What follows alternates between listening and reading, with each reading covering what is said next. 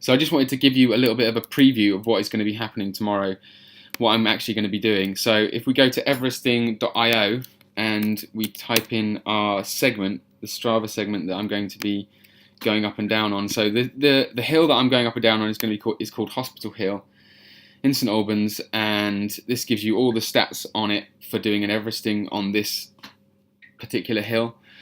So it's telling me that I'm going to need to be doing 470.6 laps. The distance of each lap is 0.5 kilometres, so it's very short, and the total distance is going to be 251 kilometres by the time that I've gotten to the top of Everest, which is about 160 miles. And then we can actually calculate the amount of time that I'm going to be on the amount of time that I'm going to be in the saddle. So if we put in our climbing speed, and I'm thinking at the very most I'm going to be climbing at 20 kilometers an hour. The thing with this, I need to pace it. The thing that I'm going to be thinking about most is not going too hard and not spiking, not putting too much power in, being very consistent. So I want to climb at a very consistent speed. To be honest, this isn't going to be about doing this as quickly as possible. It's just going to be about getting to the end and getting it done. So climbing speed, something like 17, 18 kilometers an hour. Let's say 17, be conservative. And then descending speed. Descending's a bit easier. So 40 kilometers an hour. And then total rest stops, probably like 10 rest stops or something. The counter's not letting me do it. We'll put in lucky 13 rest stops. And each one can be about 10 minutes long. So it says it's going to take around 13 hours.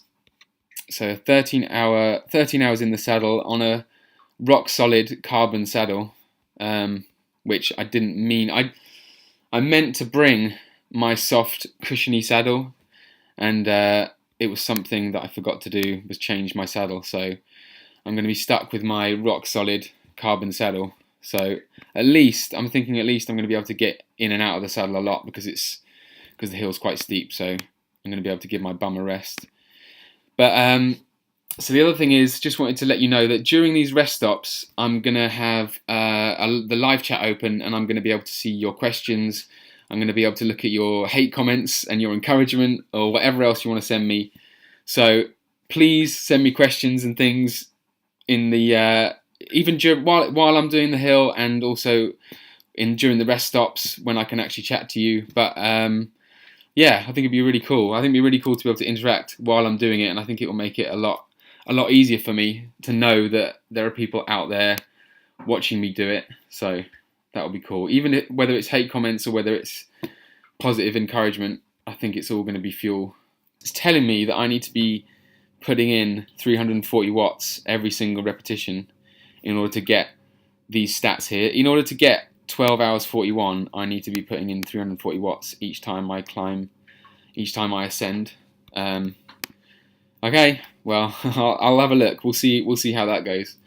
But anyway, that's about it really. Just a little preview of what's going to be happening in about 8 hours time. I'm going to be getting up early in the morning around 2 o'clock and start doing reps of this Hospital Hill until I reach the summit of Everest.